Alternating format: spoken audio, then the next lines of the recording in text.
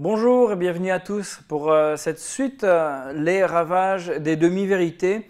Aujourd'hui, nous allons voir de manière un peu plus concrète comment parfois des vérités que l'on trouve même dans la parole de Dieu, mais utilisées dans des contextes pas toujours adéquats, peuvent devenir ces demi-vérités et peuvent finalement nous induire en erreur. Et avant d'aller plus loin, on va avoir un temps de louange avec Flavio et Elodie, et je vais leur laisser toute la place maintenant.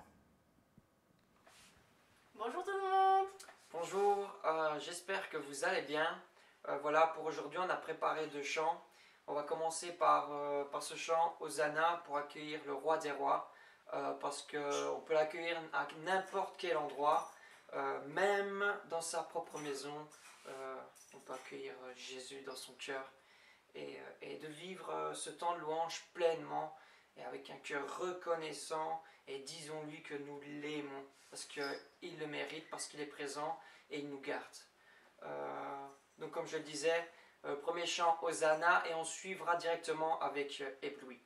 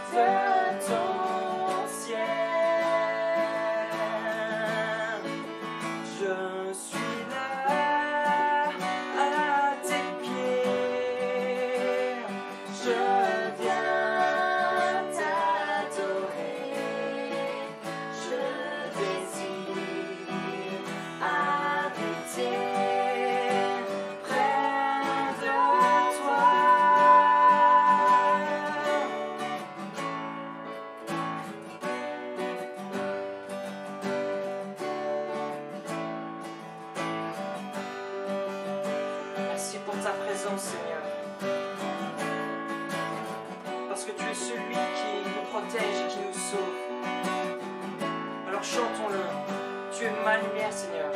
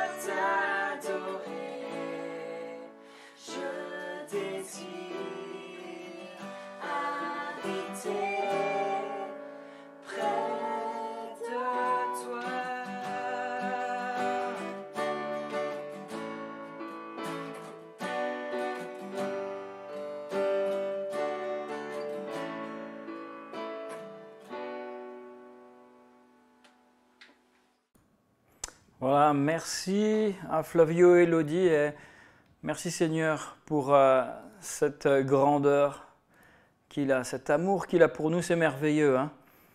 Voilà, donc voilà, je prépare ma présentation. Aujourd'hui, on va, comme je l'ai dit tout à l'heure, on va continuer notre message sur ces demi-vérités. Demi-vérité. Alors j'aurais pu aborder le sujet de tellement de manières différentes et d'ailleurs on pourrait faire justement toute une approche de cette demi-vérité dans nos vies du quotidien, dans nos manières de communiquer aussi. C'est vraiment intéressant et important d'en parler, mais aujourd'hui je vais m'arrêter sur les demi-vérités bibliques que l'on fait parfois sans s'en rendre compte avec la parole de Dieu. Et donc on va voir aujourd'hui 3 exemples de demi-vérités bibliques. Et encore une fois, j'aurais pu en prendre beaucoup, mais j'en prends 3 qui, moi, me parlent parce que ça fait partie même de textes que j'emploie moi-même, des expressions que j'emploie moi-même et que l'on trouve assez souvent. En tout cas, j'en ai l'impression. Et donc ici 3 exemples, soit de textes ou en tout cas d'idées que l'on va retrouver. Mon premier exemple sera tout simplement cette phrase que l'on emploie souvent dans des temps difficiles, des temps aussi d'incertitude. Et ici je fais exprès les 2 premiers versets dans cet exemple que je vais employer, je fais exprès d'en parler, de les prendre comme exemple parce que ce sont des textes que j'ai employés dernièrement. Hein, et comme ça, justement, ça va peut-être aider davantage à comprendre la pensée, en tout cas que j'en ai lorsque j'emploie ces textes-là. Et vous allez voir, parfois, la limite, elle est très fine, ou un dérapage parfois est possible. Parce qu'on va parfois mal l'utiliser, mal le comprendre, mal l'appliquer. Et donc ce premier exemple, cette première phrase, c'est celui-ci. c'est tout simplement « toute chose concourt au bien de ceux qui aiment Dieu ». Et alors le deuxième verset que je vais lire dans la foulée aussi, c'est cette autre phrase, c'est dans le calme et la confiance que sera votre force. Alors ça va peut-être vous surprendre, et je vous préviens ici ce que je vais dire et ce que je vais développer même après, certaines personnes ne seront peut-être pas d'accord, certaines personnes vont peut-être ne pas aimer la manière dont je vais aborder les choses, mais en tout cas, moi, ce qui m'importe ici, c'est de remettre les textes dans leur contexte pour qu'on comprenne vraiment ce que ces versets nous disent. Parce que trop souvent, on emploie ces textes dans toutes circonstances, en dehors de l'idée principale. Et je vais peut-être dire quelque chose de choquant ici, mais attention aux lectures abusives de la Bible. Attention à cela. S'il y a abus, alors il y a, je vais aller très loin dans les termes que je vais employer, s'il y a abus dans la lecture du texte biblique, alors pour moi il y a un viol de la pensée de Dieu. Et je pense que Dieu se sent violé, abusé, lorsqu'on emploie sa parole pour dire ou émettre des choses qui n'étaient pas du tout sa pensée de départ. Alors je reviens justement sur ces exemples-là. Toute chose concourt au bien de ceux qui aiment Dieu. Hein, et c'est dans le calme et la confiance que sera votre force. Je vais le redévelopper tout à l'heure. Hein, parce que, comme j'ai dit, je l'ai employé dernièrement. Mais ici, c'est vrai que quand on utilise ces deux textes-là, on va arriver très vite à la conclusion qu'il ne faut pas avoir peur, et c'est vrai, c'est tout à fait juste, hein, et c'est ce que ce texte dit, il ne faut pas avoir peur, il faut être dans le calme, dans la confiance, parce que de toute manière, hein, et voilà comment on va mal l'utiliser, parce que de toute manière, tout concourt au bien de ceux qui aiment Dieu. Alors là, il faut faire attention parce que, et j'ai encore lu tout à l'heure justement sur des sites chrétiens, hein, des choses qui se passent, mais on transmet ce message en disant « fais confiance au Seigneur et regarde dans ta vie, il va agir ». Il faut avoir confiance. Et finalement, on en arrive même à utiliser ce texte pour dire « fais confiance à Dieu, il ne t'arrivera aucun mal ». J'ai envie de dire, ce n'est pas du tout ce que ce texte nous dit. Pas du tout. Et j'entends une autre chose aussi, c'est que Dieu va changer le mal en bien. Ça aussi, c'est une autre chose qu'on entend très souvent. Et là, alors là, c'est sur ces points-là où je me dis que beaucoup ne seront peut-être pas d'accord, mais ce n'est pas biblique. Dieu ne change pas le mal en bien. Le mal reste mal, le bien reste bien. Jamais Dieu va changer le mal en bien. Ce n'est pas biblique. Pourtant, on le voit, pourtant des pasteurs le prêchent, pourtant on lit des choses comme ça. Il y a un seul texte. Et vous allez voir, hein, je développe ma pensée, hein, parce que vous êtes en train peut-être de vous dire, mais qu'est-ce qu'il est en train de nous raconter, lui? Le seul texte dans la Bible où il y a cette notion du mal changé en bien, c'est quand Joseph parle devant ses frères. Hein, Joseph, lorsqu'il est à la cour de Pharaon, et il devient... on va dire le premier ministre, hein, et on connaît cet épisode, il y a la famine, et d'ailleurs c'est avec cette histoire hein, que le livre de la Genèse se termine. Ses frères, les frères de Joseph viennent avec Jacob, etc., mais les frères de Joseph viennent en Égypte, ils ne reconnaissent pas Joseph, et ils sont, lorsqu'ils apprennent qu'ils ont devant eux Joseph, ils sont abasourdis, ils sont même choqués et ils s'agenouillent devant lui en disant « mais fais de nous ce que tu veux, nous méritons la mort », etc. Et c'est vrai que la traduction que l'on a dans Louis II, c'est ceci, hein, donc dans Genèse 50, verset 20, on ne va pas lire ce texte, mais ce texte ici, dans notre traduction, nous avons « Vous avez médité de me faire du mal, et Dieu l'a changé en bien ». Et en fait, c'est là-dessus qu'on se base pour dire que Dieu change le mal en bien. Le texte original ne dit pas vraiment ça. Le texte original dit ceci, j'ai vérifié dans plusieurs versions. Le texte original dit « Ce que vous avez pensé en mal contre moi, Dieu l'a pensé en bien, afin de faire ce qui arrive aujourd'hui, et de conserver la vie à un peuple nombreux. Ce que vous avez pensé en mal contre moi, Dieu l'a pensé en bien. » C'est très différent du fait que de dire « Dieu a pris le mal et l'a transformé en bien ».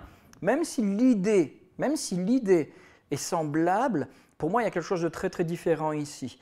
Dans cette notion, ce que vous avez pensé en mal contre moi, c'était on va le jeter. Au début, ils voulaient tuer Joseph. Hein. N'oubliez pas, les frères de Joseph, au début, voulaient le tuer. Et il y a, si je ne me trompe pas, c'est Ruben, je crois, qui dit « Mais non, ne le tuons pas, ne faisons pas ça. » Et ils le mettent dans un puits en attendant. Et ils ont l'idée « Mais on va le vendre. On va le vendre à des marchands. Hein, à des marchands d'esclaves. Et finalement, voilà, on va le faire souffrir. » C'était leur idée. Et Dieu, lorsqu'il a vu cela, Dieu savait déjà tout cela d'avance. Et Dieu a pensé cette chose-là, il l'a pensée en bien. Ça veut dire que Dieu n'a pas changé le mal en bien, le mal est resté mal. Ce que ses frères ont fait était mal et c'était mal. Et Dieu n'a pas dit « Ah, mais c'est devenu bien ». Pas du tout, mais Dieu a utilisé cette circonstance et Dieu a dit « Je vais penser au bien de Joseph dans cette circonstance-là ». Donc à travers cette circonstance, finalement, je vais amener le bien dans la vie de Joseph. Ça, c'est déjà une nuance hein, qu'on le voit. Et maintenant, pourquoi je reviens à tout cela? On va lire le texte exactement, ce fameux texte où on dit « Toutes choses concourent au bien de ceux qui aiment Dieu ». On trouve ce texte dans Romains 8, et à partir du verset 26, alors 26 à 37, mais on va sauter quelques versets hein, pour ne pas être trop long. Et voici ce que ce texte dit. Je ne me souviens plus quand est-ce que je l'ai lu, mais je parlais justement de l'Esprit en nous, l'Esprit de Dieu, le Saint-Esprit qui prie. Lorsque parfois on est à bout, on ne sait plus quoi demander, et le Saint-Esprit prie à notre place. On va lire ce texte. Romains 8, verset 26. « De même, aussi l'Esprit nous aide dans notre faiblesse, car nous ne savons pas ce qu'il convient de demander dans nos prières. Mais l'Esprit lui-même intercède par des soupirs inexprimables. » Je précise ici quand on parle de l'Esprit, c'est pour ça qu'il y a un E majuscule, il s'agit du Saint-Esprit. Hein? Verset 27. « Et celui qui sonde les cœurs connaît quelle est la pensée de l'Esprit, parce que c'est selon Dieu qu'il intercède en faveur des saints. Nous savons du reste que toute chose concourt au bien de ceux qui aiment Dieu, de ceux qui sont appelés selon son dessein. Hein, c'est le texte lui-même. Hein. Ici, on saute au verset 32. « Lui qui n'a point épargné son Fils », donc on parle de Dieu le Père, « lui qui n'a point épargné son propre Fils, mais qui l'a livré pour nous tous, comment ne nous donnera-t-il pas aussi toutes choses avec lui ? Qui accusera les élus de Dieu ? C'est Dieu qui justifie. Qui les condamnera ? Christ est mort, bien plus, il est ressuscité, il est à la droite de Dieu et il intercède pour nous. Qui nous séparera de l'amour de Christ ? Sera-ce la tribulation, l'angoisse, la persécution, ou la faim, ou la nudité, ou le péril, ou l'épée ? Selon qu'il est écrit, c'est à cause de toi qu'on nous met à mort tout le jour, qu'on nous regarde comme des brebis destinées à la boucherie. Mais dans toutes ces choses, nous sommes plus que vainqueurs par celui qui nous a aimés. » C'est important de lire tout le contexte ici. Je rappelle, Paul est en train d'écrire à l'église de Rome. L'église de Rome est persécutée à cette époque-là parce qu'il y a un moment Néron complètement fou, a mis le feu à la ville et il a accusé les Juifs. Ce sont les Juifs qui ont mis le feu à la ville. Et donc, en persécutant les Juifs, les chrétiens, les premiers chrétiens qui étaient essentiellement des Juifs, ont été tout autant persécutés qu'eux. Ça, c'est la première chose. La deuxième chose, les premiers chrétiens refusaient d'appeler l'empereur Seigneur, parce que pour eux, Seigneur, c'est le seul titre qu'on donne à Jésus-Christ, à lui et à lui seul. Et donc, l'Église a été persécutée très vite. Et l'Église de Rome, c'est une Église qui a dû se cacher très très vite. Et donc, lorsque Paul écrit ces quelques lignes, il s'adresse à une église qui doit se cacher, à une église qui souffre de la persécution. Alors, allez dire à ces gens, toute chose concourt au bien de ceux qui aiment Dieu. Ce n'est pas dans un contexte où tout va bien et on se dit, allons-y, fonçons les yeux fermés, que cette phrase est donnée. Au contraire, Paul donne cette phrase comme un encouragement à des gens qui passent par des persécutions, par des souffrances ignobles. Je vous rappelle qu'entre autres, ils n'étaient pas seulement chassés et mis en prison, ils étaient torturés, ils étaient jetés aux fauves, ils étaient mis dans des arènes où ils étaient en spectacle devant une foule en délire. Ils étaient aussi utilisés comme des lampes torches, des torches humaines. On mettait une sorte d'huile sur leur corps et on y mettait le feu. C'était ignoble parce qu'en faisant cela, c'est l'huile, c'est le produit inflammable qui prenait feu, mais la personne même ne mourait pas tout de suite. Elle avait le temps, permettez-moi de l'expression, de bien cuire. Littéralement, c'est ce qui se passait. La personne cuisait, littéralement vivante. Voilà ce qui attendait les chrétiens. Nous, on n'est pas confrontés à ça. Et c'est dans ce contexte-là que Paul va dire « Toute chose concourt au bien de ceux qui aiment Dieu ». Eh bien, moi, si j'étais à la place de ces chrétiens, j'aurais dit, mais Paul, non, Paul, il te manque une case. Paul, tu ne te rends pas compte de ce qu'on vit. Si, Paul était très bien au courant parce que Paul a subi les mêmes choses. Paul a été lapidé plusieurs fois, il a été fouetté, il a été laissé pour mort. Paul savait très bien de quoi il parlait.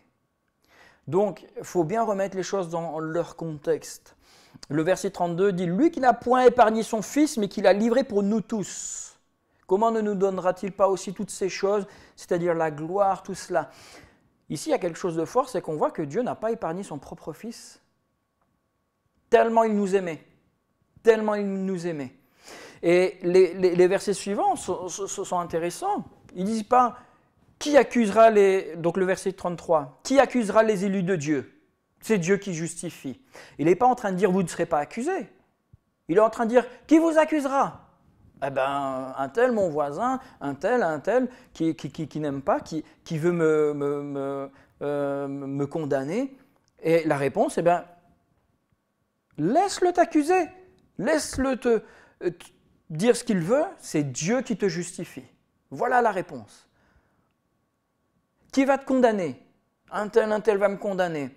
N'aie pas peur, Christ aussi a été condamné, Christ aussi est mort, mais n'oublie pas, il est ressuscité. Voilà ce que ce texte dit. Et en plus de ça, il est non seulement ressuscité, mais il est à la droite de Dieu et il prie pour toi. Qui va nous persécuter? Qui va nous séparer de l'amour de Dieu? Et là, il y a ce merveilleux verset qu'on lit et on chante. Il y a des très beaux chants qui existent avec ce texte. Qui nous séparera de l'amour de Dieu? Est-ce que ce sera la tribulation, l'angoisse, la persécution, la faim, la nudité, le péril ou l'épée? Selon qu'il est écrit, et je vais le remettre, c'est à cause de toi qu'on nous met à mort tout le jour, qu'on nous regarde comme des brebis destinées à la boucherie. Donc ici, Paul n'est pas en train de dire « tout cela ne vous arrive pas », au contraire, tout cela vous arrive. C'est biblique, Jésus nous l'a dit, ça va vous arriver. Mais dans toutes ces choses, voilà, je remets ma souris, dans toutes ces choses, vous serez plus que vainqueurs. Ça veut dire que Dieu n'a jamais promis à son peuple de l'épargner de toutes ces choses, mais il a promis d'être avec son peuple dans toutes ces choses. Et faire croire à n'importe qui, à un chrétien ou même à un non-chrétien, si tu suis le Seigneur, si tu l'aimes de tout ton cœur, rien ne t'arrivera, c'est un mensonge. Et n'écoutez pas ces mensonges-là. C'est un mensonge. Tu aimes le Seigneur de tout ton cœur, eh bien, bonne nouvelle, tu auras plein de problèmes. Tu auras plein de problèmes parce que le diable n'aime pas ceux qui servent le Seigneur, parce que le diable n'est pas content lorsque le royaume de Dieu prend sa place. Il n'est pas content lorsque les enfants de Dieu prennent leur place et usent de leur autorité. Et donc ne soyez pas surpris si vous vous prenez des coups dans la figure, c'est normal, c'est biblique. Ça, c'est ce que la parole de Dieu nous dit. Mais Dieu est avec nous dans toutes ces choses et il nous rend plus que vainqueurs à travers toutes ces choses. Voilà le contexte de cette phrase qui nous dit « Toutes choses concourent au bien de ceux qui aiment Dieu ». Donc Dieu ne nous promet pas qu'on n'aura rien, au contraire, mais il nous dit « N'aie pas peur, tout concourt pour ton bien ». Et je repense à Joseph, le malheur qui lui est arrivé, le mal qui lui est arrivé, c'est quelque chose de mal, et ça reste mal, mais Dieu a utilisé ce mal pour faire éclater sa gloire. J'ai utilisé l'autre texte aussi, parce que, comme je vous ai dit, je l'avais lu dernièrement aussi, c'est dans le calme et la confiance que sera votre force. Je rappelle le contexte, à quel moment est-ce qu'on trouve ce texte, c'est dans Ésaïe chapitre 30, verset 15, à quel moment est-ce qu'on trouve cela? c'est un moment où Dieu a jugé. C'est un moment où il y a eu un point de non-retour et Dieu a prévenu le peuple de Juda, qu'il allait être déporté. Et il n'y avait plus d'autres possibilités. Le peuple allait être déporté, même les bons. Les bons, les mauvais, tout le monde allait être déporté, mais il y avait cette promesse de Dieu. C'est que, premièrement, il n'y avait aucun recours possible, c'était déterminé, c'était fait, mais le Seigneur promettait à son peuple de le protéger pendant 70 ans, 70 ans. Et le Seigneur avait promis que pendant ce temps-là, ceux qui étaient fidèles à sa parole allaient être protégés et allaient être bénis. Et on le voit, les gens qui sont restés fidèles à sa parole sont revenus, on l'ont servi et on a des magnifiques écrits, notamment le livre de Daniel. Quelles belles histoires est-ce que l'on a dans le livre de Daniel. Et Daniel et ses amis étaient des personnes qui sont restées fidèles à Dieu. Mais ils sont passés par là. Les amis de Daniel, Shadrach, Meshach, Abed-Nego, ils étaient fidèles au Seigneur, pourtant ils ont été jetés dans la fournaise ardente. Ils ont été jetés dans la fournaise, mais le Seigneur les a protégés. Le Seigneur a envoyé un ange, l'ange de l'Éternel, donc Jésus. Jésus était avec eux, il marchait avec eux dans cette fournaise, et tout cela pour la gloire de Dieu. Pour la gloire de Dieu. Alors merci Seigneur. Donc ici, quel est l'enseignement de ces textes finalement? Quelle est la véritable vérité de ce texte? Bien sûr, toute chose concourt au bien de ceux qui aiment Dieu, c'est vrai, mais si je l'utilise pour faire ce qui me passe par la tête et dire mais de toute façon tout concourt à mon bien, donc je peux faire ce que je veux finalement. Et ça ressemble beaucoup au Inch'Allah des musulmans. Non, pas d'Inch'Allah, rien du tout. Je suis responsable de ce que je fais.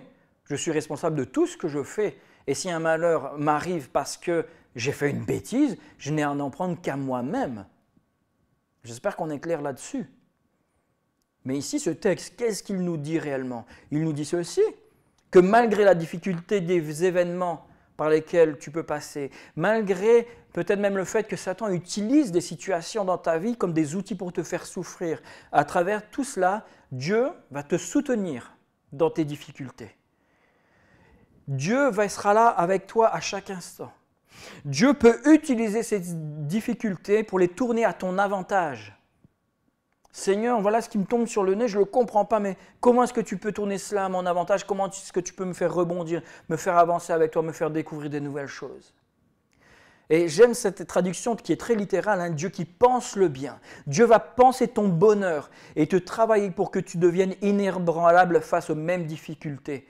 Et d'ailleurs, c'est ce que la Bible nous enseigne, avec cette notion d'épreuve. À quoi sert l'épreuve? À nous forger afin que lorsque nous sommes confrontés à la même situation, nous sommes forts, inébranlables. Donc finalement, le Seigneur ne nous promet pas du tout qu'on n'aura plus de problèmes. Il nous dit, tu auras des problèmes, mais je serai là pour t'aider à les résoudre et je te montrerai comment les résoudre. Ça, c'est l'Évangile. Ça, c'est la parole de Dieu. Ça, c'est une bonne utilisation de la parole de Dieu. Écoute, je ne comprends pas ce qui se passe dans ta vie, je ne comprends pas. Et moi, combien de fois je suis devant des personnes, je ne comprends pas ce qui se passe dans leur vie. Mais écoute, le Seigneur dit que si tu es fidèle, tout peut concourir à ton bien. Donc, cherchons comment le Seigneur peut changer cette situation pour qu'elle tourne à ton avantage. Regarde comment le Seigneur peut peut-être t'enseigner. Je ne sais pas, est-ce que le Seigneur veut t'enseigner quelque chose à travers cela? Ça, c'est une bonne utilisation de ces textes-là, dans ces circonstances-là. Amen. Un autre exemple. Alors là aussi, c'est très intéressant.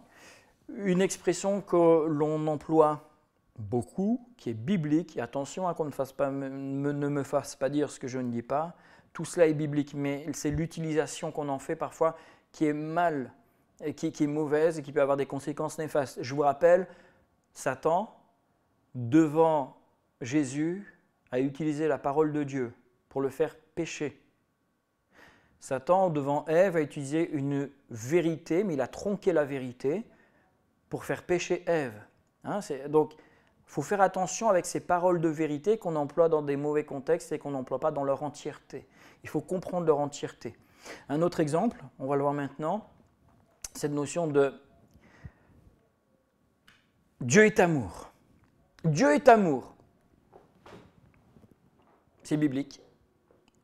On retrouve d'ailleurs dans toute la Bible et surtout dans les évangiles, on comprend la notion d'amour du cœur de Dieu et que Dieu est un être d'amour, mais on trouve vraiment cette expression-là, Dieu est amour, à 2 reprises en fait dans l'évangile, pas dans l'évangile, pardon, dans l'épître de Jean, dans 1 Jean, et on va le lire juste après. Ici, j'ai pris cet exemple parce que très souvent, et trop souvent à mon goût, je ne suis pas le seul à le penser, il y a un amalgame entre amour, pardon, et toutes ces choses. Et donc si Dieu est amour, Dieu est pardon, et donc nous devons être pardon, nous devons être amour, et finalement on en vient à faire une lecture abusive de cela. Donc finalement tout ce qui t'arrive, eh bien tu dois aimer, tu dois pardonner. Et on en vient, comme j'ai dit, à faire des lectures abusives de plein d'autres textes qui découlent de celui-là. Hein. L'interprétation vient de celui-là, et on emploie ces fameux textes comme lorsque Jésus dit, hein, « on te frappe sur la joue droite, tends l'autre joue », pour dire, mais écoute, tu dois tout pardonner, tu dois être amour parce que Dieu est amour, et finalement on pousse les chrétiens à réagir comme des lavettes et des mauviettes. Hein, permettez-moi l'expression, je prends beaucoup de liberté, mais on pousse les chrétiens à vivre comme cela et s'écraser plus bas de terre. Et combien de fois j'entends pas des chrétiens dire « Oh ben encore une fois, je vais m'écraser, puis… Mais non, non, tu ne t'écrases pas. D'ailleurs, regardez l'apôtre Paul, jamais il s'est écrasé. Il avait des droits, il a revendiqué ses droits. Jésus lui-même, devant Hérode, lorsqu'Hérode lui pose des questions, il y a un moment, Jésus reçoit une gifle de la part d'un des soldats. Qu'est-ce que Jésus a fait? Il a regardé le soldat, il a dit « Oh, je te pardonne ». Pas du tout. Il le regarde, il fait « Pourquoi tu me gifles-tu? Si j'ai mal répondu, dis-le-moi. Mais si j'ai bien répondu, en quoi est-ce que je mérite d'être giflé ?» Ah, vous pouvez vérifier, hein, dans les évangiles, j'ai plus la référence exacte, mais Jésus lui-même remet le soldat à sa place à ce moment-là. Pourtant, Jésus qui est amour, Jésus qui sur la croix va dire « Pardonne-leur car ils ne savent pas ce qu'ils font ». Ce même Jésus va remettre cette personne à sa place à ce moment-là. Et beaucoup de fois, même dans les églises, on voit ça, et moi ça m'énerve. Il y a beaucoup de choses qui m'énervent. Moi je suis… Ouh. Ça m'énerve, mais dans un sens où je dis, allez, il faut avancer, arrêtons avec ces choses-là. Et beaucoup de fois, justement, des choses dans l'Église aussi prennent des proportions pas possibles parce qu'on n'a pas remis certaines personnes à leur place quand il le fallait. Parce qu'on n'a pas dit assez ouvertement, tout simplement, écoute, quand tu me dis ça, moi ça me fait mal, ça… arrête d'employer cette expression-là, s'il te plaît. Ou, tiens, quand tu fais telle chose, ça nous agace, fais attention. Finalement, faire ça, c'est une preuve d'amour parce que c'est une manière de dire à la personne tu blesses. Est-ce qu'on ne peut pas trouver une autre manière? Est-ce qu'on ne peut pas communiquer autrement? Et finalement, le fait de se taire sous couvert d'un amour, finalement, on va essayer de revendiquer l'amour de Dieu et se taire et laisser des choses passer et on voit les dégâts. On voit les dégâts parce qu'il y a des souffrances, il y a des incompréhensions, il y a plein de choses qui commencent à germer dans les cœurs. Et waouh, on se retrouve avec des situations pas possibles. Hein? Et donc, ici, c'est cette notion de l'amour qui est parfois embêtante dans notre approche et dans notre manière parfois même de parler de Dieu. Si Dieu est amour, alors on est embêté avec certains textes, hein, lorsque Dieu dit qu'il faut massacrer, Dieu dit jamais qu'il faut massacrer, ça c'est notre interprétation, jamais Dieu dit ça. Mais si on regarde bien, le Seigneur a des exigences qui sont rudes, qui nous paraissent mais incompréhensibles. Alors on va essayer de lisser un peu ces textes parce que ça ne colle pas, Dieu est amour. On ne peut pas. Et finalement, puisque Dieu est amour, on oublie un peu tous ces autres attributs de Dieu qui est justice. Mais si Dieu est justice, hein, Dieu est saint, premièrement. Dieu est saint. S'il est saint, il est justice. Mais alors s'il est justice, c'est un Dieu aussi qui se met en colère. Dieu est un Dieu qui se met en colère, il se met en colère contre le péché, il se met en colère contre le mal qui est fait à la veuve et à l'orphelin. Regardez le nombre de textes dans l'Ancien Testament qui parlent qui nous parlent du mal qui est fait à la veuve et aux orphelins et aux étrangers. C'est impressionnant, impressionnant. Il y en a beaucoup plus que de textes qui disent tu vas aller puis tu vas tuer tel peuple. D'ailleurs, il y a très peu de textes où on dit cela. Les textes où le Seigneur nous parle de peuple qu'il a décidé d'éradiquer, c'est parce qu'il y a eu un point de non-retour, il y a eu quelque chose au niveau de l'idolâtrie et au niveau de l'attaque à la personne même de Dieu. Hein, si vous regardez bien, j'ai été choqué moi-même de relire l'Ancien Testament et quand je regarde, je dis « ouais, mais finalement la réaction de Dieu et ce que Dieu demande à ce moment-là peut nous paraître cruel, mais avec un regard de justice en tout cas, selon la justice, ces peuples étaient complètement coupables. Complètement coupables. Lorsque vous avez un peuple qui vient à la rencontre des Hébreux pour leur faire la guerre, alors que les Hébreux sortent à peine d'Égypte, ce sont des gens affaiblis, ce sont des gens qui n'ont même pas à manger, ils ne savent pas se battre, ce ne sont pas des guerriers, rien du tout. Lorsque vous avez ce peuple qui vient pour raser les Hébreux de la carte, on a envie de dire, mais bien fait pour eux. Lorsque Dieu dit, attaquez-les et réduisez-les à néant, franchement, on met l'amour de côté, on a envie de dire, mais bien fait pour eux. Hein, mais évidemment, pas bien fait pour eux, parce que Dieu est amour, donc il faut comprendre cette notion de justice, mais parfois on va mettre la notion d'amour plus haut que la notion de justice, et finalement, on se retrouve avec cette idée qu'il faut pardonner n'importe qui, n'importe comment, et finalement la victime dans l'histoire, on n'en parle plus. La victime dans l'histoire qui a souffert et qui souffre parfois encore, on n'en parle pas, et elle-même devient parfois la personne qu'on regarde, « Ah, t'as pas pardonné !» Mais bien sûr, c'est une victime qui souffre et on ne lui a pas donné l'occasion de pardonner, et d'expérimenter cet amour, et de dégager cet amour elle-même après, en donnant et en libérant pleinement le pardon. Il faut remettre les choses un peu à leur place. Et donc on va lire ici le texte dans lequel, et le contexte dans lequel, ici cette expression est utilisée, Dieu est amour, et où Jean nous dit cela. Donc 1 Jean, chapitre 4, il nous dit ceci, bien-aimés, à partir du verset 7, et je vais encore une fois sauter quelques versets pour ne pas être trop long. Bien-aimés, aimons-nous les uns les autres, car l'amour est de Dieu, et quiconque aime est né de Dieu et connaît Dieu. Celui qui n'aime pas n'a pas connu Dieu, car Dieu est amour. Verset 16. Et nous avons connu l'amour que Dieu a pour nous, et nous y avons cru. Dieu est amour. Et celui qui demeure dans l'amour demeure en Dieu, et Dieu demeure en lui. Tel il est, tel nous sommes aussi dans ce monde. C'est en cela que l'amour est parfait en nous, afin que nous ayons l'assurance au jour du jugement. Écoutez bien. Si quelqu'un dit « j'aime Dieu » et qu'il haïsse son frère, c'est un menteur. Si celui qui n'aime pas son frère, qu'il voit, comment peut-il aimer Dieu qu'il ne voit pas? Vous voyez ici le contexte dans lequel 1 Jean donc, nous dit « Dieu est amour ». On l'a lu.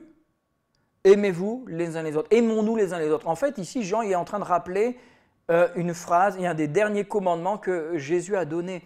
Et c'est intéressant, même dans la tournure de phrase, ça ressemble beaucoup en fait à la prière de Jésus qui dit « Qu'il soit un comme toi et moi, nous soyons un ». Ça nous renvoie directement à cette prière d'unité où Jésus prie son Père en disant que ce peuple soit un avec toi, avec moi, comme nous sommes déjà un. Et donc le contexte ici dans lequel Jean nous rappelle que Dieu est amour, il est en train de nous dire « Dieu est amour ». Donc si toi tu n'aimes pas, tu ne peux pas dire que tu appartiens à Dieu, tu ne peux pas dire que Dieu est en toi. Et donc encore une fois ici, l'amour de Dieu est mis en valeur par rapport à l'amour qu'il doit y avoir entre chacun d'entre nous, entre les uns et les autres, mais il nous rappelle bien qu'il y aura un jugement, et qu'est-ce qu'il nous dit? Cet amour nous donne l'assurance. Je vais revenir ici un peu en arrière. Voilà, et je remets le verset. Le verset 17, il nous dit « Tel il est, tel nous sommes dans ce monde. C'est en cela que l'amour est parfait, afin que nous ayons l'assurance au jour du jugement. » Il y aura un jugement. Il y aura un jugement, et un jour Dieu va faire justice. Dieu va faire justice à la veuve, à l'orphelin. Dieu va faire justice à tous ceux qui ont subi des choses injustes, Dieu va même faire justice à la terre, à sa création. C'est biblique ça. On aura des comptes à rendre sur la manière dont on a traité la terre que Dieu nous a donnée. Donc voilà, donc, je ne veux pas devenir écologiste, mais est-ce que dans ma manière de consommer, je fais attention? Est-ce que dans ma manière de créer des déchets, je fais attention? Est-ce que je prends soin de la terre que Dieu nous a confiée? Rappelons-nous que nous sommes ici sur terre à la base pour prendre soin de la création de Dieu. Hein? C'est notre but premier. C'est notre but premier. Mais ici, il y aura ce jour du jugement et l'amour de Dieu nous donne cette assurance que je suis tellement aimé de Dieu que je n'ai pas peur. Je n'ai pas peur, mais il y aura un jugement. Ça veut dire que Dieu est pleinement juste et on ne peut pas enlever cette notion de justice. Si on enlève la notion de justice de Dieu, alors on enlève aussi cette notion d'amour et de grâce. La grâce n'a aucune raison d'exister s'il n'y a pas de justice, si nous ne sommes pas condamnés. Et je veux juste le mentionner, mais j'ai lu un article de C.S. Lewis. C.S. Lewis, c'était quand même un professeur de l'université d'Oxford, un professeur de lettres, et il a entre autres écrit Le Monde de Narnia, pour ceux qui connaissent. C'était quelqu'un qui a beaucoup défendu la foi chrétienne, et il s'est converti d'une belle manière, et il a défendu avec ferveur la foi chrétienne.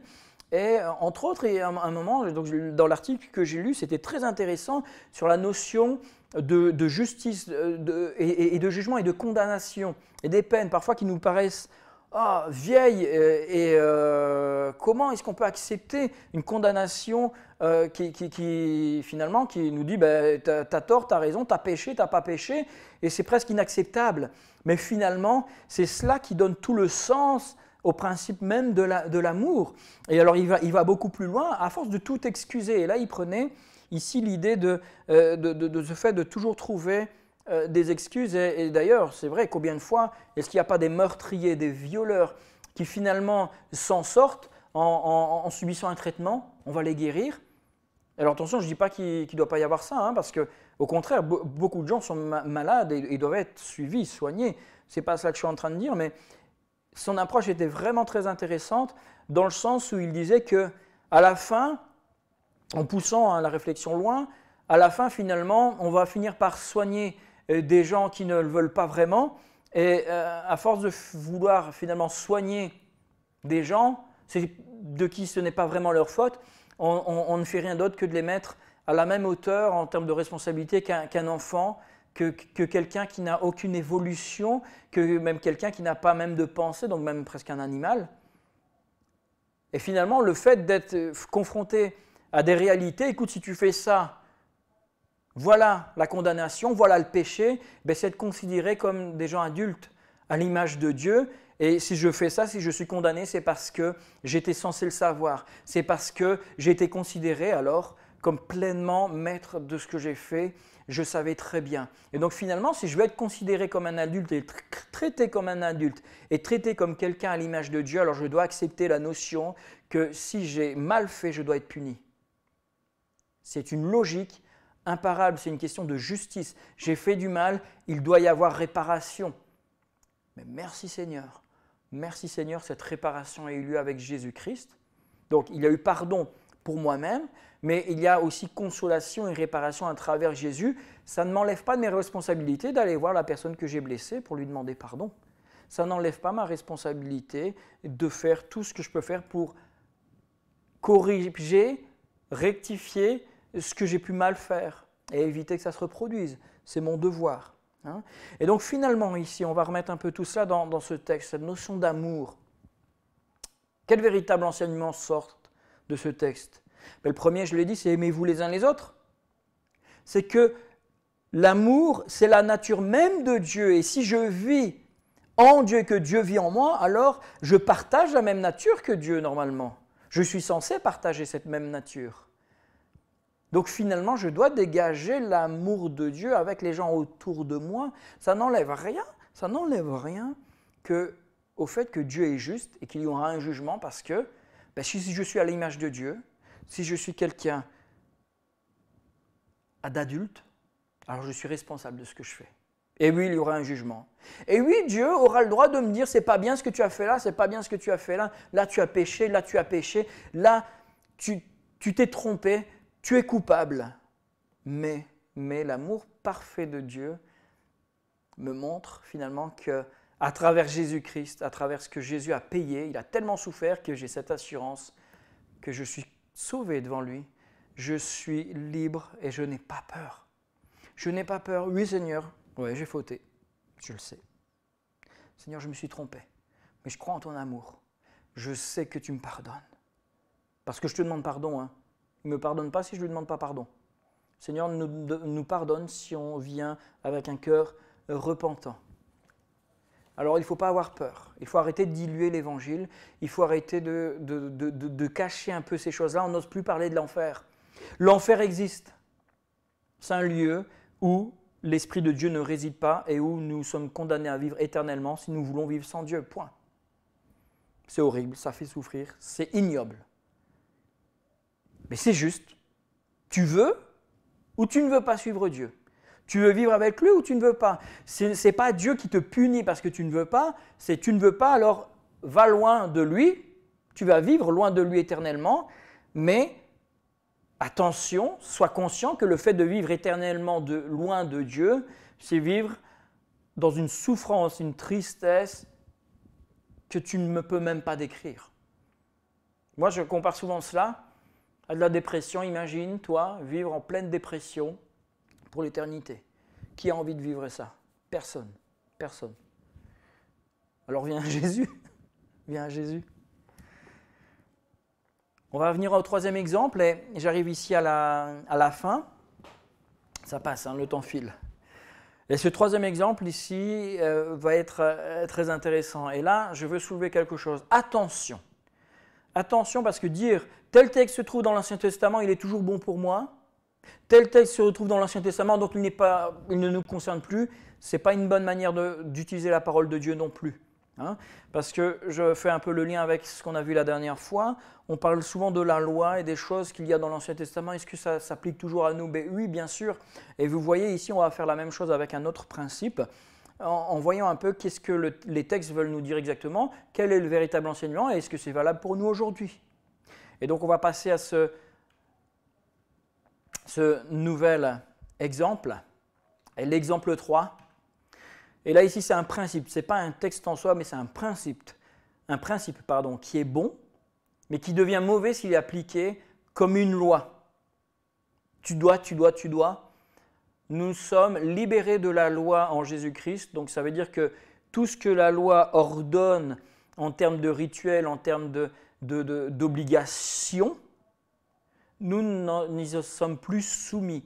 Mais ça n'enlève rien au fait que la substance même et la pensée qu'il y a derrière la loi restent valables pour nous. Hein, et on le voit avec le sermon sur la montagne, que j'ai évoqué plusieurs fois, c'est très clair. Et ici, le principe que je vais développer, c'est un principe dont on n'aime pas trop parler, la dîme, les offrandes.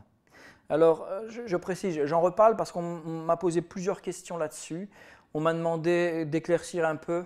Et donc, voilà pourquoi je le fais. Hein. Attention, je ne suis pas en train d'essayer de cacher un message ou quoi. Hein. Je n'ai pas envie que mes paroles ici soient mal interprétées et que ici l'idée soit mal comprise. Mais on m'a posé des questions et c'est vrai que je me rends compte que souvent on parle de la dîme et des offrandes sans forcément avoir compris ce que c'est. Et vous allez voir, si on comprend bibliquement ce que c'est, il y a peut-être beaucoup de choses qui vont changer dans votre manière de le percevoir, dans votre manière peut-être même de le mettre en pratique. Donc on revient ici sur la présentation, la dîme. On entend souvent « c'était la loi, ça ne nous concerne pas ». Ou alors j'entends aussi parfois « Jésus n'a pas annulé cet aspect de la loi, donc il faut continuer ». C'est une obligation aussi, il faut continuer, il faut donner 10%, point. J'entends aussi « c'était avant la loi, alors on fait comme on veut ». Ah ben, on fait quoi? Ça nous avance bien. Hein? Alors, ceux qui ont grandi dans l'Église, c'est bien parce qu'ils savent se faire peut-être une idée, mais ceux qui ne connaissent pas, qui n'ont pas été enseignés sur ces choses-là, qu'est-ce qu'ils doivent comprendre? Moi, je me mets à la place de quelqu'un qui vient à l'Église pour la première fois, mais il entend parler de la dîme, offrande, ok, c'est quoi ça? Qu'est-ce que je dois faire? Est-ce qu'il faut donner? Est-ce qu'il y a un montant? On m'a déjà posé cette question. On m'a posé cette question-là. Est-ce qu'il y a un montant spécifique à donner? Est-ce qu'il faut donner tous les dimanches? Est-ce qu'on est obligé de donner? Eh bien, on va répondre à toutes ces questions-là. Hein, parlons-en bien. Les gens qui sont mal à l'aise avec ce sujet-là, ce sont des gens qui n'ont pas compris ce que c'était. Et vous allez voir, à la fin, je suis certain qu'il y en a qui vont dire qu'il faut qu'on en parle encore plus. Parce que la dîme, ce n'est pas donner, donner, donner. Au contraire, pas du tout, pas du tout. Alors lisons. On va prendre les textes qui vont nous parler de cela. D'abord, juste une petite différence entre la dîme et l'offrande. La dîme, à la base, c'est un ordre de Dieu. Hein, c'est un devoir pour chaque juif. Je le précise, c'est un ordre pour chaque juif. Donc, c'est un ordre dans l'Ancien Testament. Il faut donner, voilà, la dîme c'est un devoir, ça fait partie du devoir. L'offrande c'est quelque chose de volontaire, c'est quelque chose que j'apporte pour faire plaisir à Dieu, c'est quelque chose, je ne suis pas du tout tenu à faire une offrande, mais je le fais parce que ça me fait plaisir, parce que ça fait plaisir à Dieu. C'est comme la prière. La prière, je ne suis pas du tout tenu de prier, ce n'est pas une obligation. Mais ça me fait plaisir de prier, ça fait plaisir à Dieu lorsque je prie, ça me fait du bien lorsque je prie, et si je veux avoir une bonne santé spirituelle, c'est une bonne chose de prier. Hein. Et donc ici, on retrouve la même chose entre la dîme et l'offrande. Donc je vais parler surtout de cette notion de dîme. Alors dîme, vous allez voir quand on parle de dîme, ça vient tout simplement de cette notion de 10%, parce qu'il fallait donner 10%. C'était une taxe. Hein, d'ailleurs, c'est à peu près ce qu'on paye chacun avec nos impôts hein, à l'État, à peu près 10% chacun. Certains payent plus, certains un peu moins, ça dépend de notre niveau de vie, mais c'est l'idée. Hein. Donc le mot dîme vient de cela, hein. C'était une taxe. Et on va comprendre à quoi servait cette taxe. Et une fois qu'on comprend cela, vous allez voir l'application pour nous aujourd'hui. Où est-ce qu'on retrouve cela? À quoi sert la dîme? On a un premier texte qu'on a lu la dernière fois, qui est même assez perturbant, dans Malachie chapitre 3, verset 10, il dit « Apportez à la maison du trésor toutes les dîmes, afin qu'il y ait de la nourriture dans ma maison. » Hein, donc la maison du trésor, c'est tout simplement dans le temple, il y avait un endroit où il y avait la récolte de toutes les dîmes. Et donc, apporter à ma maison, quoi? Toutes les dîmes, afin qu'il y ait de la nourriture dans ma maison. Alors là, c'est surprenant, mais afin qu'il y ait de la nourriture dans ma maison. Ici, on peut vraiment faire le lien avec l'Église en tant que bâtiment, ici. Hein, on peut se le permettre. On peut se le permettre. Je ne dis pas qu'il faut le faire, mais on peut se le permettre. Alors pourquoi? C'est surprenant, afin qu'il y ait de la nourriture. Et on va lire les quelques textes suivants qui vont nous éclairer. Nombre 18, et là, ça s'adresse aux Lévites. Aux Lévites. Alors les Lévites, c'était un peuple qui était mis à part. Il y avait dans le peuple d'Israël 12 tribus, et une de ces tribus était réservée au service. Donc les Lévites, à l'heure actuelle, si on veut, les Lévites, ce sont qui? Ce sont le pasteur, l'équipe de louanges, les anciens, toutes les personnes, les diacres, diaconesses, ce sont les Lévites. Ce sont eux les Lévites. Hein? Et donc finalement, si on regarde bien même l'Évangile, finalement nous sommes tous devenus Lévites, tous. Nous sommes devenus fils et filles du royaume de Dieu et un peuple de sacrificateurs. Je ne sais même plus si je l'ai mis dans mes notes, je ne sais plus. Nous sommes tous devenus sacrificateurs et donc nous avons tous ce rôle. Donc finalement, les Lévites, c'est nous aussi. Hein? Mais voilà, ici, on va revenir sur le texte pour bien comprendre. Je donne comme possession aux Lévites les dîmes, parce que les Lévites n'avaient pas de territoire. Hein, ils n'avaient rien, ils n'avaient pas le droit d'être propriétaires. Hein. Et voici ce que le texte dit, « Je donne comme possession aux Lévites les dîmes que les enfants d'Israël présenteront à l'Éternel par élévation. C'est pourquoi je dis à leur égard, ils n'auront point de possession au milieu des enfants d'Israël. » Et l'Éternel parla à Moïse et dit, « Tu parleras aux Lévites et tu leur diras, lorsque vous recevrez des enfants d'Israël à la dîme, que je vous donne de leur part comme possession, vous en prélèverez une offrande pour l'Éternel, une dîme de la dîme. » Là, j'ai entendu que des églises font des dîmes de la dîme, mais en gros, c'est une deuxième dîme pour donner à d'autres personnes encore. C'est pas biblique, hein, ça. Ici, la dîme de la dîme sur la dîme, c'est que sur ce que les Lévites recevaient pour eux, il y a une partie encore, 10% que les Lévites enlevaient, et ça allait à Dieu. Personne n'y touchait. Personne n'y touchait. Hein? Donc même là-dessus, même sur ce que les serviteurs de Dieu recevaient, il y a quand même le Seigneur qui réclame. Hein? Il réclame quand même quelque chose. Et donc c'est important. Je vais revenir là-dessus vraiment. Attendez, je me fais vraiment une belle petite note pour ne pas l'oublier. Ah, je fais une petite bêtise sur ma présentation. Je me mets une petite note pour ne pas l'oublier. On lit la suite du texte. On lit la suite du texte. Et votre offrande vous sera comptée comme le blé qu'on prélève de l'air et comme le mou qu'on prélève de la cuve. C'est ainsi que vous prélèverez une offrande pour l'Éternel sur toutes les dîmes que vous recevrez des enfants d'Israël et vous donnerez au sacrificateur Aaron l'offrande que vous en aurez prélevée pour l'Éternel. Sur tous les dons qui vous seront faits, vous prélèverez, je suis désolé, je vois qu'ici que l'image n'est pas très bien cadrée, vous prélèverez toutes les offrandes pour l'Éternel. Sur tout ce qu'il y aura de meilleur, vous prélèverez la portion consacrée. Tu leur diras, quand vous en aurez prélevé le meilleur, la dîme sera comptée aux Lévites comme le revenu de l'air et comme le revenu de la cuve. Ça veut dire quoi? Parce que c'est un peu compliqué au niveau des termes. Ça veut dire que même les Lévites devaient donner leur dîme à Dieu. Et il y a quelque chose de très fort, c'est sur tout ce qu'il y aura de meilleur vous allez prendre. Donc finalement, le Seigneur demande le meilleur. Il ne demande pas le moins bon, il demande le meilleur. Et ici, cette notion de prélever une dîme, même sur ce que les Lévites font, je remarque cela que même ceux qui servaient le Seigneur, il y avait quand même cette notion de dire, il y a quelque chose dont je n'ai pas le droit d'en jouir, c'est pour Dieu. Je n'ai pas le droit de prendre, c'est pour Dieu. Et donc on pourrait dire, par exemple, je travaille dans l'église, peu importe que ce soit un pasteur, une secrétaire, un directeur de louange, peu importe, je travaille et je reçois un salaire, ce qui pourrait me paraître juste, je reçois quelque chose de la part même des membres de l'église ou quoi, wow, ça pourrait me paraître juste, et bien même là-dessus, le Seigneur dit, mais oui, c'est peut-être une juste rétribution de ce que tu fais, mais là-dessus, moi je te réclame quelque chose aussi. N'oublie pas que tout ce que tu as vient de moi et je veux le meilleur.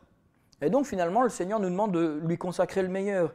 Et si parfois, on va le voir tout à l'heure, si parfois financièrement je n'ai pas, mais j'ai à cœur d'offrir au Seigneur quelque chose et je veux lui consacrer de mon temps, ben le Seigneur dit, mais le meilleur de ton temps, il est pour moi. Ça veut dire que le meilleur de ton temps, une application concrète, le meilleur de ton temps, ben c'est là où tu es le plus en forme, là où tu es le mieux, et ben tu vas le passer à prier. Plutôt qu'à préparer peut-être une prédication, plutôt qu'à préparer une louange, tu vas le passer à prier, tu vas le passer dans la présence de Dieu. Et alors, une fois que tu as fait ça, tu feras tout le reste. Là où tu sais que tu es le meilleur, le plus efficace, tu prendras ce temps avec Dieu. On revient ici sur ce texte de dîme, mais maintenant le texte qui parle au peuple directement. Il nous dit ceci. Écoutez bien, là ça va vous surprendre ce que vous allez voir. Je suis certain que la grande majorité d'entre vous n'ont même pas lu ce texte ou n'ont même jamais remarqué ce que ce texte dit. Ça nous parle de la même chose. Mais Dieu s'adresse au peuple cette fois-ci. Deutéronome 14, verset 22, il dit cela. Tu lèveras la dîme de tout ce que produira ta semence, de ce que rapportera ton champ chaque année. Et tu mangeras devant l'Éternel ton Dieu dans le lieu qu'il choisira pour y faire résider son nom, la dîme de ton blé, de tout ton mou, de l'huile et les premiers-nés de ton gros et menu bétail, afin que tu apprennes à craindre pour toujours l'Éternel, ton Dieu. Peut-être lorsque l'Éternel, ton Dieu, t'aura béni, le chemin sera trop long pour que tu puisses transporter ta dîme à cause de ton éloignement du lieu qu'aura choisi l'Éternel ton Dieu pour y faire résider son nom. Alors tu échangeras ta dîme contre de l'argent.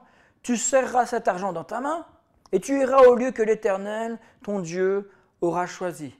Et alors là, c'est fort, c'est fort.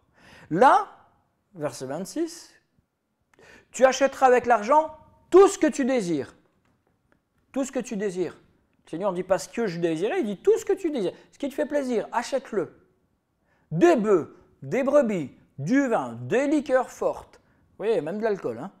Tout ce qui te fera plaisir, tu le mangeras devant l'Éternel ton Dieu et tu te réjouiras, toi et ta famille. Alors je reviens là-dessus avant de lire la suite. Ici on comprend, et je vais expliquer si ce n'était pas clair. C'était peut-être pas clair hein, quand on le lit comme ça du premier abord. Le Seigneur dit, une fois par an, tu vas prendre la dîme de tout, donc 10%. Donc imaginez un mois de récolte, un mois de nourriture. C'est à peu près ça, hein. C'est l'équivalent d'un mois de nourriture. Tu viens et tu vas faire la fête au temple, disons à l'église, tu vas faire la fête à l'église et tu vas manger tout ça devant le Seigneur. Il y a de la nourriture à profusion, j'ai beaucoup trop. Et imaginez la personne, et c'est ça qu'il dit, mais si tu es vraiment béni et que tu as trop de récoltes, trop même trop d'animaux, tu vas le vendre au juste prix, au prix que ça vaut. Tu vas prendre ton argent et tu vas aller près du temple. Et en fait, c'est là où il y avait les marchands du temple, hein, que l'on voit aussi lorsque Jésus se met en colère, mais pas pour une autre raison qu'on verra plus tard. Là, tu vas acheter tout ce qui te fait plaisir, tu vas acheter tout ce que tu aimes et tu vas te réjouir, toi et ta famille. En gros, tu vas faire la fête. C'était ça la dîme. La dîme que Dieu demandait, c'est tu viens avec tout ce que tu as et tu fais la fête devant moi, tu fais la fête dans ma maison. Tu te fais un beau repas énorme et comme il y en aura de trop, de toute manière, on aura trop. 10% de tout, c'est impossible, tu ne peux pas manger cela. Et bien voilà ce que le reste du texte nous dit. Tu feras la fête, toi et ta famille, pour que tu apprennes à craindre mon nom, pour que tu apprennes à m'honorer, à me célébrer, à m'obéir. Et il va dire cela juste après. Tu ne délaisseras pas le Lévite qui sera dans tes portes, car il n'a ni part ni héritage avec toi. Et regardez la suite. Au bout de 3 ans, tu sortiras toute la dîme des produits. Pendant la 3e année, tu la déposeras dans tes portes. Alors viendront le Lévite, qui n'aura ni part ni héritage avec toi, l'étranger, l'orphelin et la veuve qui seront dans tes portes et ils mangeront et se rassasieront, afin que l'Éternel, ton Dieu, te bénisse dans tous les travaux que tu entreprendras de tes mains. Ici, c'est clair, le but de la dîme, c'était d'amener la nourriture ou l'argent et acheter sur place et faire la fête, célébrer Dieu, célébrer, faire un beau repas. Nous, tous les ans, on fait un repas de Noël, on aime bien. Hein, cette année, on est allé manger au restaurant. Et bien ici, c'est la même idée. Le Seigneur dit, eh bien tu iras et tu vas aller au restaurant. Hein, si c'est trop compliqué de prendre ta nourriture, c'est pas grave. Tu vas prendre ton argent, tu vas aller au restaurant, mais en y allant, tu n'oublieras pas le Lévite. Donc celui qui sert le Seigneur, tu ne l'oublieras pas parce que lui, il n'a rien. Hein, il vit que de cela. D'accord ? Attention, encore une fois, je précise, je ne suis pas en train de vous dire, vous devez amener votre pasteur au restaurant. Hein. Si vous avez envie, soyez libre. Mais ce n'est pas du tout ce que je suis en train de dire ici. C'est celui qui travaille et qui met tout son temps pour le Seigneur et qu'il n'y a aucun autre revenu, mais ne l'oublie pas. Mais n'oublie pas non plus l'étranger, l'orphelin et la veuve. Celui qui est dans le besoin, tu ne dis pas « Ah, c'est dommage, il n'a pas d'argent pour se payer le restaurant. » Non, non, non, non. Lui, tu l'invites. Lui, tu le prendras avec toi. Tu feras la fête avec lui. Tu te réjouiras avec lui. Et en fait, c'est ça la dîme à la base. La dîme, c'était amener de tout et se réjouir devant le Seigneur. Est-ce que le principe est bon ? Vous ne pouvez pas me dire non. Le principe est bon. Le principe est même excellent. Est-ce que j'ai une raison de cesser d'appliquer ce principe dans ma vie ? Bien sûr que non. Bien sûr que non. Prendre soin de la veuve, des orphelins et me réjouir devant Dieu. Mais au contraire, au contraire. Alors est-ce que je désire l'appliquer ? Ben, pourquoi pas ? Même plus que pourquoi pas, oui. Est-ce que les premiers chrétiens avaient cessé cette pratique ? Pas du tout. Pas du tout. Et on le voit d'ailleurs, la Sainte Seine était mangée dans ce cadre-là. Et d'ailleurs, on va faire un parallèle avec le Nouveau Testament et on va voir que les premiers chrétiens mettaient en pratique cela. Et je termine avec ceci. Acte 2, ils persévéraient dans l'enseignement des apôtres, dans la communion fraternelle et dans la fraction du pain, donc c'est la Sainte Seine, hein, et dans les prières. La crainte s'emparait de chacun, il se faisait beaucoup de prodiges, de miracles parmi les apôtres. Pardon. Tous ceux qui croyaient étaient dans le même lieu et ils avaient tout en commun. Ils vendaient leurs propriétés et leurs biens et ils en partageaient le produit entre tous selon le besoin de chacun. Ça veut dire que personne n'était laissé sur le carreau. On mettait tout en commun et on ne donnait pas « Ah ben non, tiens, c'est la règle, c'est chacun autant ». Non, c'est « De quoi est-ce que tu as besoin ? Il te manque des vêtements, on va t'acheter des vêtements. Il te manque une maison, on va t'acheter une maison. » Waouh! Et les premiers chrétiens vivaient comme ça. Il te manque cela, on va se débrouiller, on va t'aider. Et tu ne seras pas dans le besoin. La suite, ils étaient chaque jour tous ensemble, assidus au temple et ils rompaient le pain dans les maisons, en prenant leur nourriture avec joie et simplicité de cœur, louant Dieu, trouvant grâce auprès de tout le peuple. Et le Seigneur ajoutait chaque jour à l'Église ceux qui étaient sauvés. Encore une fois ici, on voit cette notion de la dîme. C'est le même principe que la dîme, mais vous voyez ici on n'est plus à 10%, hein, c'est tout. Tout.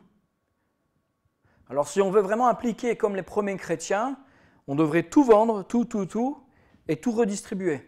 Alors je ne suis pas en train de dire on doit faire cela, hein, bien entendu. En plus avec le monde actuel, il y a beaucoup de choses qui ne seraient même plus possibles. Mais le principe est le même. Ici, si on comprend le principe, alors ça devient beaucoup plus clair.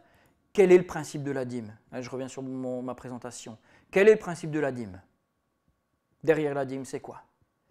La reconnaissance à Dieu, c'est célébrer Dieu, c'est le remercier pour ce qu'on a. On te redonne, Seigneur, le meilleur de tout et on te célèbre, on fait la fête devant toi. Ce n'est pas une souffrance, on ne traîne pas les pieds, on vient et on célèbre. Je rappelle, les Hébreux mangeaient leur dîme. Ils ne donnaient pas à Dieu sans plus rien voir. Ils amenaient et ils mangeaient cette dîme. Ils célébraient cela.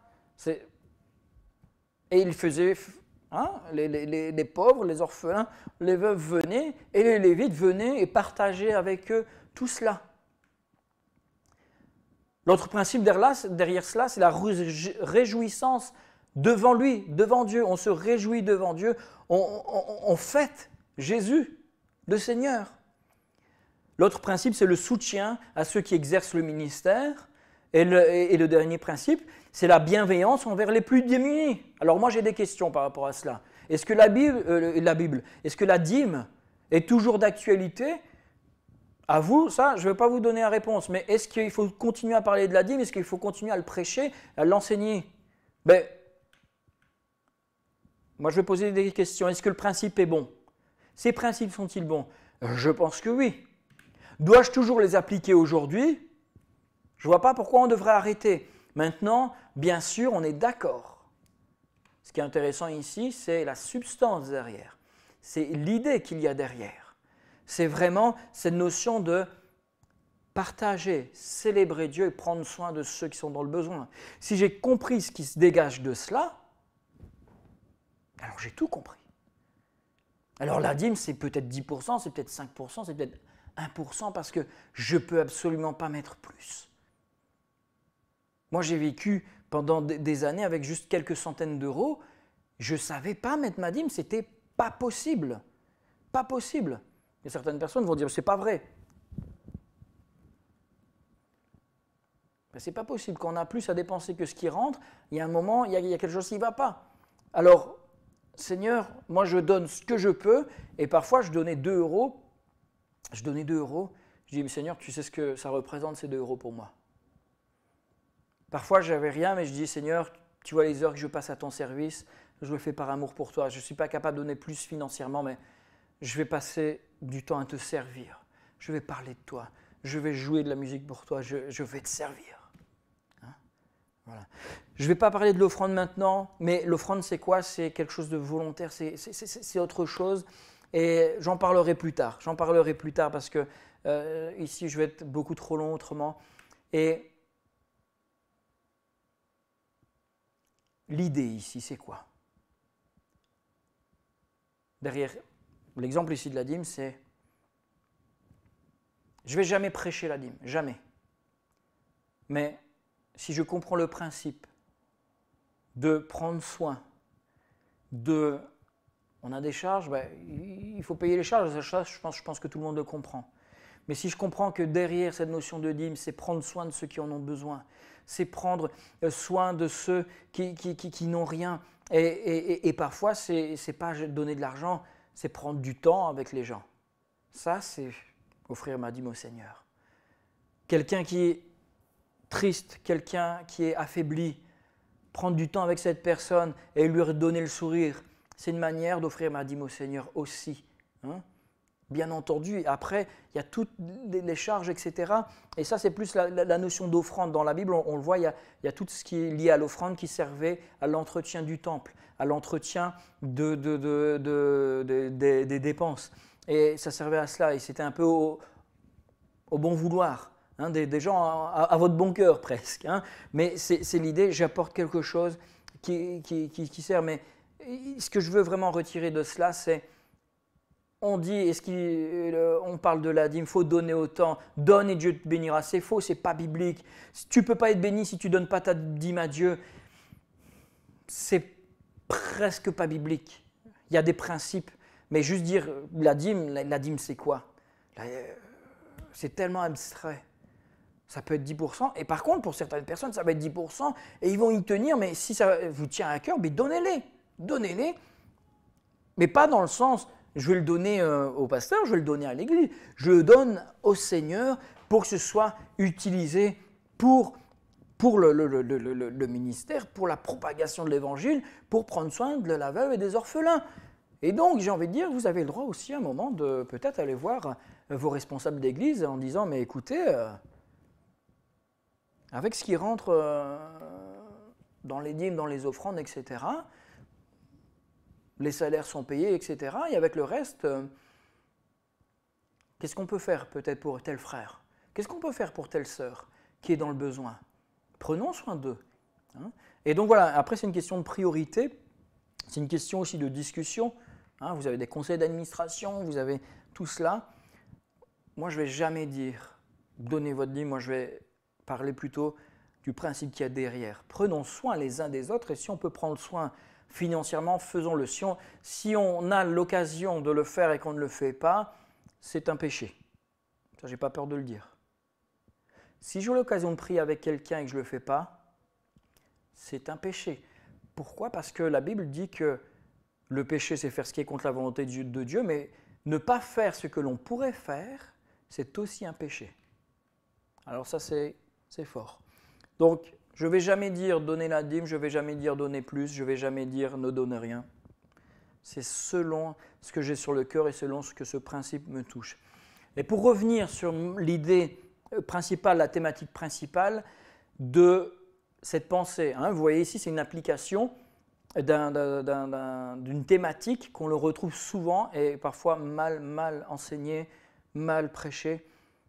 Quand j'entends ces choses-là, quelle question est-ce que je dois me poser? Et je conclus avec la même conclusion que la dernière fois. Quand j'entends toutes ces choses-là, quand on me dicte, hein, ou quand je lis quelque chose, les questions à se poser, c'est quoi? Quel est le contexte de ce que j'entends et ce que je lis, hein? Et on le voit ici avec l'application, hein, toute chose concourt au bien de ceux que aime Dieu, la notion de la dîme où Dieu est amour, c'est quoi le contexte? Quelles règles découlent de ça? Quel est le principe derrière cette règle? Est-ce que ce principe est bon? Est-ce que je décide d'appliquer ce principe à ma vie? Comment est-ce que je peux appliquer ce principe de manière concrète? Et alors là, la notion de mettre un chiffre 10%, 20%, 30%, 1% ou 0,5%, ça c'est vous que ça regarde. C'est vous et personne d'autre.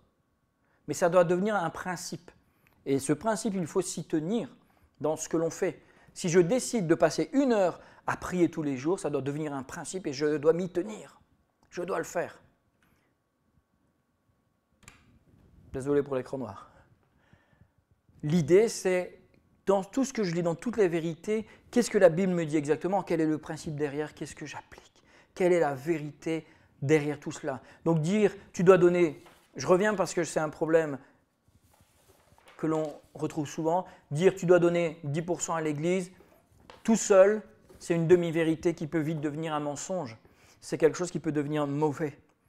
Par contre, sois fidèle, soutiens le ministère de Dieu, soutiens le pauvre. Ça, c'est une vérité qui reste fondamentale et j'ai envie de dire, il n'y a pas de chiffre. Il n'y a pas de chiffre. Et moi, je remercie tous ceux qui sont fidèles. Je remercie les membres de notre Église qui sont fidèles. Vous êtes des gens fidèles. Et merci parce qu'à chaque fois qu'il y a eu quelque chose, il y a eu un projet ou même des difficultés, l'Église a été fidèle. Et ça, je tiens vraiment à remercier les membres de notre Église locale. Et j'encourage chacun. Et parfois, comme j'ai dit, ce n'est pas une question d'argent, c'est une question d'attitude. Qu'est-ce que je peux faire pour Dieu? Ah, je peux donner. Qu'est-ce que je peux faire pour Dieu? Je peux fabriquer des choses. Je peux faire des travaux, je peux faire du nettoyage. Je peux appeler les gens, je peux rendre des visites. Fais tout cela. Ça, c'est une dîme agréable, c'est une offrande agréable à Dieu. Hein? Et donc voilà. J'ai passé plus de temps sur cette dernière partie, mais je pense que c'est vraiment important d'éclairer ces choses. J'espère que c'était assez clair. J'ai pris un peu de temps et je vais vraiment faire plutôt des messages plus courts les prochaines fois. Mais je pensais que c'était vraiment important de développer ces aspects-là. Comme quoi, utiliser la parole de Dieu dans de mauvais contextes, parfois, ce n'est pas toujours bon. Hein, faisons attention à ce que nous disons, faisons attention à ce que nous utilisons. Lorsque nous utilisons la Bible, n'utilisons pas n'importe quel texte, n'importe comment. Il vaut mieux, je le dis très souvent, il vaut mieux parfois même, lorsqu'on va encourager quelqu'un, lui dire « je ne sais pas », plutôt que de commencer à chercher tellement de choses. Je prends un exemple, mais des parents qui perdent un enfant en bas âge, ça arrive malheureusement encore. Sortir un texte comme « toute chose concourt au bien de ceux qui aiment Dieu », mais c'est ignoble et je ne le ferai jamais. Je préfère dire « écoute, je ne sais pas, je ne comprends pas, moi-même je suis attristé, je suis même peut-être choqué. On va prier.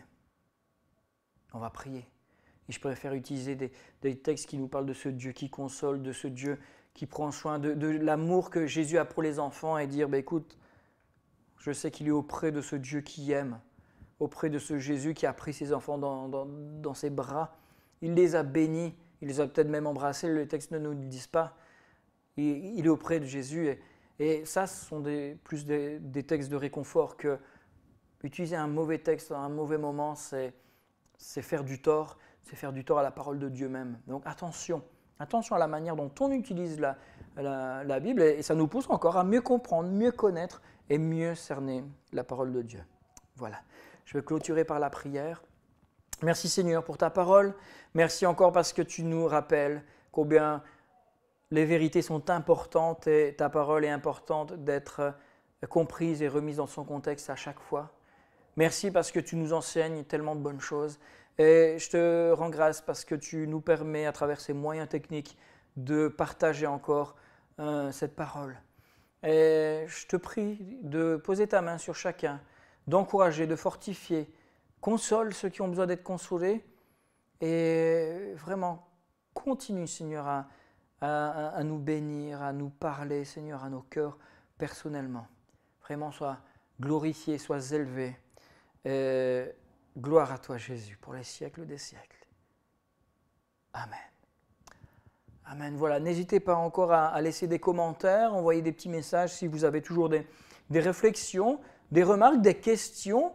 Hein, et ça peut aussi aiguiller sur la direction parfois de certains messages. C'est important que je puisse répondre aussi et les enseignements puissent répondre aux besoins de chacun.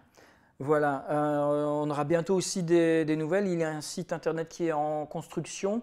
Il y a des premiers jets là, et donc bientôt je vous donnerai toutes les informations. Là aussi, ce sera plus facile de suivre et de réagir, de poser des questions plus facilement. Voilà, je vais juste. Aujourd'hui, il n'y aura pas de vidéo à la fin.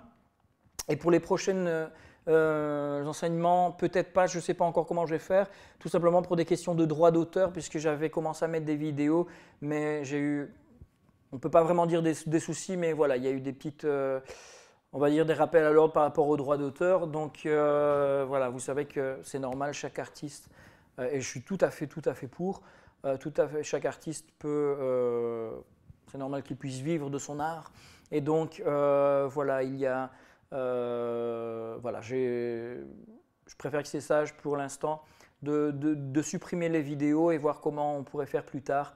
Peu importe, ça c'est une question technique. un peu de la popote interne. Donc je vous souhaite en tout cas une bonne semaine, soyez vraiment richement bénis, fortifiés par le Seigneur et je vous dis à très bientôt.